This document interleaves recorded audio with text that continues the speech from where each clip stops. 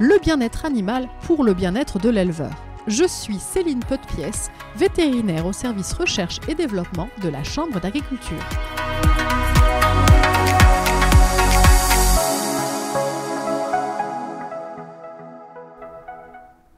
Bonjour Céline, nous voici réunis pour un nouvel épisode de notre podcast B2E, le dernier de cette série. De quoi parlons-nous aujourd'hui ? D'éthologie. Et pour changer un peu, pas avec moi. Nous allons rejoindre Amandine Cosnard, éthologue conseil. Qui de plus pertinent qu'une éthologue pour parler d'éthologie ? Nous avons déjà évoqué dans les épisodes précédents les émotions animales et la conscience, qui sont aujourd'hui des sujets de recherche. Je connais Amandine pour avoir travaillé ensemble sur un projet de recherche sur le bien-être des volailles, car c'est une partie de son métier. L'autre partie est de partager cette connaissance, notamment en formation d'étudiants, mais aussi d'éleveurs. D'ailleurs, elle intervient à la Chambre d'agriculture des Pays de la Loire dans les formations référents bien-être animal. Et ces moments d'échange sont très appréciés. Je vous laisse donc entre de très bonnes mains.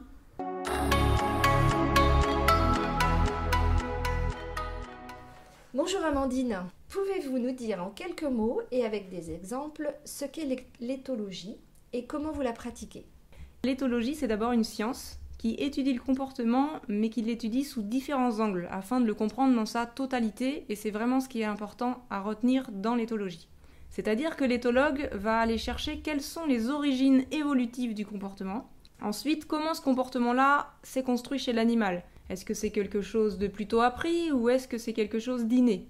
L'éthologue peut également rechercher ce qui déclenche le comportement, là, maintenant, tout de suite, dans l'immédiat.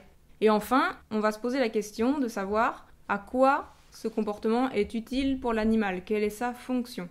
Et en fait, sans réponse à toutes ces questions, eh bien, la compréhension du comportement est incomplète et l'interprétation risque d'être faussée. Lorenz, qui est l'un des pères fondateurs de l'éthologie, a dit ceci : « Les éléments d'un système complet ne peuvent être compris que dans leur totalité, ou alors pas du tout. » Et en fait, cette citation-là, elle est très inspirante pour moi. C'est aussi ma ligne de conduite à chaque fois que je fais des recherches pour comprendre un comportement. Donc pour donner des exemples plus concrets, l'éthologue va chercher à comprendre le comportement en tenant compte du milieu d'origine dans lequel ce comportement a été façonné. C'est-à-dire quelles sont les pressions que l'animal a subies qui font que la sélection naturelle a conservé tel ou tel type de comportement. Par exemple, la canne de Barbarie affectionne les nids fermés sur le dessus. Dans son habitat naturel, elle niche de préférence dans des trous d'arbres, parce que ses prédateurs naturels sont plutôt terrestres. L'éthologue va également s'intéresser à la part innée ou acquise du comportement, c'est-à-dire apprise. La canne est de manière innée attirée par un lieu plus sombre que le milieu ambiant. Mais inné ne veut pas dire systématique. L'animal n'est pas un robot, c'est pourquoi le scientifique tient également compte de l'environnement immédiat de l'animal. Si l'on propose un nid fermé sur le dessus à une canne de Barbarie, mais qu'il y a des courants d'air, elle pourrait montrer une préférence pour pondre au sol. De même, un nid trop sombre n'attirera pas la femelle pour la simple et bonne raison que ça lui fait peur, et qu'elle ne pondra pas dans un lieu qui lui évoque un danger. On en arrive au quatrième et dernier filtre de lecture, quelle est la fonction du comportement ? C'est-à-dire, qu'est-ce que l'expression du comportement apporte en termes de bénéfices à l'animal ? Dans le cadre de cet exemple sur la canne, le nid assure la protection des œufs et de la femelle. La femelle ne pond pas des œufs pour faire des œufs, mais bien dans le but ultime de faire naître des canetons. C'est très coûteux pour elle de pondre, de couver. Elle a donc tout intérêt à choisir un lieu qui assurera la meilleure protection possible à ses petits, comme à elle, contre à la fois les aléas climatiques, contre les attaques de prédateurs, mais également contre les perturbations des congénères. Si chez la canne Barbarie la tolérance est de mise, ce n'est pas le cas de la canne Pékin. En bâtiment d'élevage, une canne Pékin ou même une poule préférera pondre dans la litière que sur une zone dédiée à la ponte si elle est harcelée par des congénères. Alors quel est le lien entre l'éthologie et le bien-être animal ? C'est-à-dire comment l'éthologie va permettre d'améliorer le bien-être dans les élevages ? Eh bien dans le monde de l'élevage, la notion de bien-être animal est de plus en plus présente. Avoir des animaux en bonne santé et qui produisent bien n'est plus perçu aujourd'hui comme un gage de bien-être animal. Le bien-être animal, on le sait maintenant, c'est multifacette, avec une approche de la santé physique, certes, mais également mentale.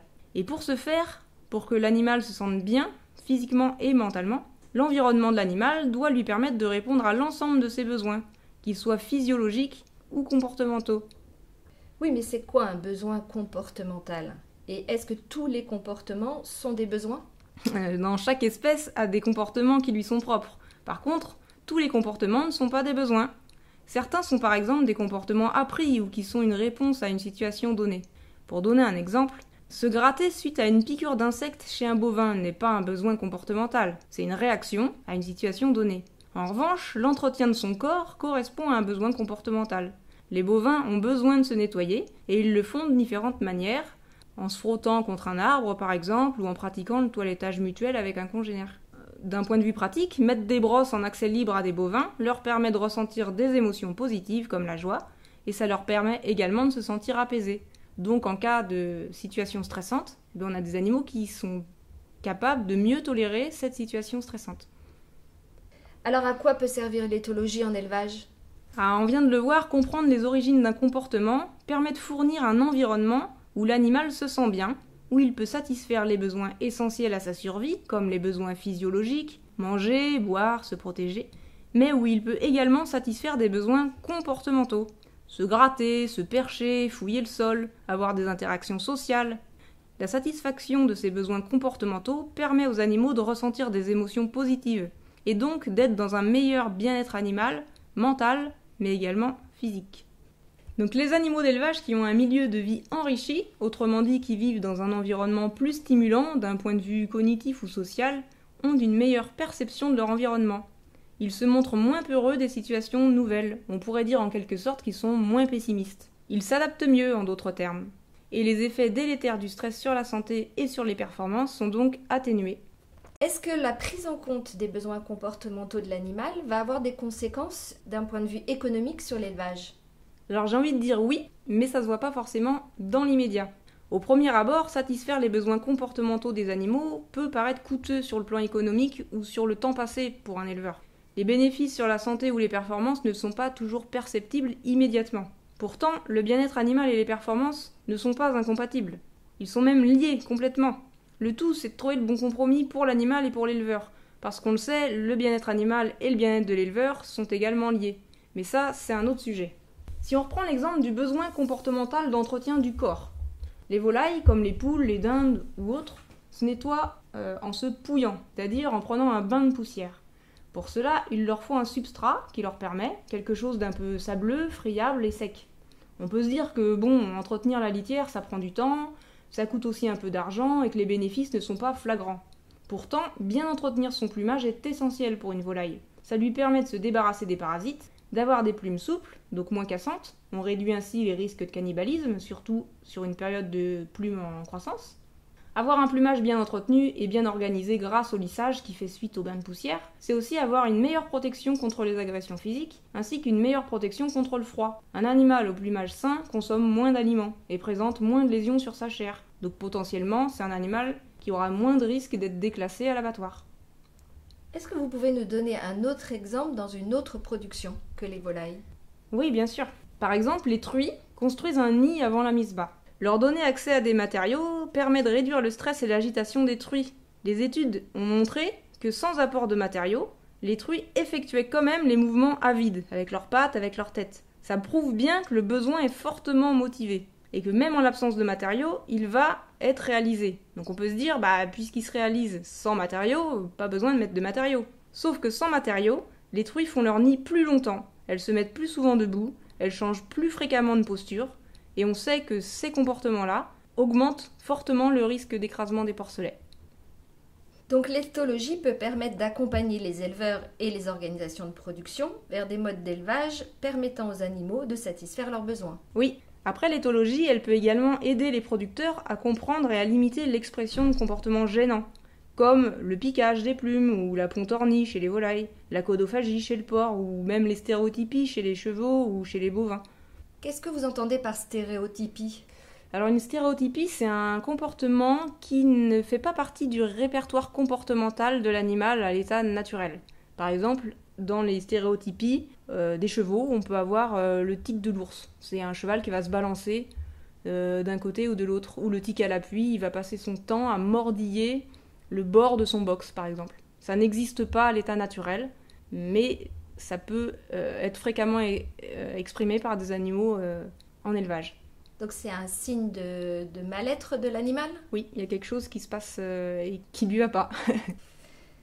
Et donc, pour conclure sur cette partie-là, En ayant une compréhension globale du comportement, d'où il tire son origine, la fonction qu'il a pour un animal, dans quel contexte il peut apparaître, il est alors possible de prédire ce comportement et donc de mettre en œuvre les moyens préventifs ou curatifs pour limiter l'expression du comportement non désiré et surtout limiter les conséquences négatives à la fois sur les performances ou sur la santé des animaux. Pour finir notre entretien, est-ce que vous pouvez nous dire en quelques mots comment vous exercez votre métier ? Alors, quand je connais la réponse à la problématique qui m'est demandée, je partage mon expertise afin de trouver des solutions aux problèmes de mes clients. En revanche, lorsque les réponses sont encore inconnues, je pratique l'éthologie de manière appliquée, c'est-à-dire que j'utilise les connaissances fournies par la littérature scientifique, ainsi que des données que j'ai récoltées sur le terrain, pour comprendre les comportements émis par les animaux. Je fais donc un travail de recherche et d'observation. Au-delà de cela, j'accompagne également mes clients à mener leurs propres essais pour récolter un maximum de données. Et j'interviens également sur la partie formation au sein d'écoles ou bien auprès de professionnels de l'élevage.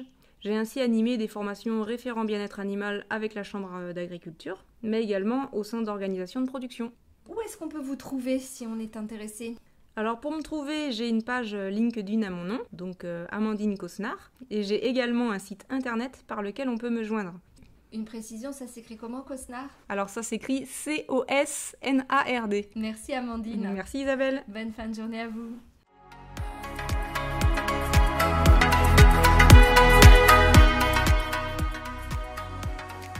Cette série est terminée. Nous espérons que cette histoire du bien-être en élevage et ses exemples concrets vous a intéressé. Vous pouvez bien sûr écouter, réécouter et même partager tous les épisodes de B2E sur votre appli préférée.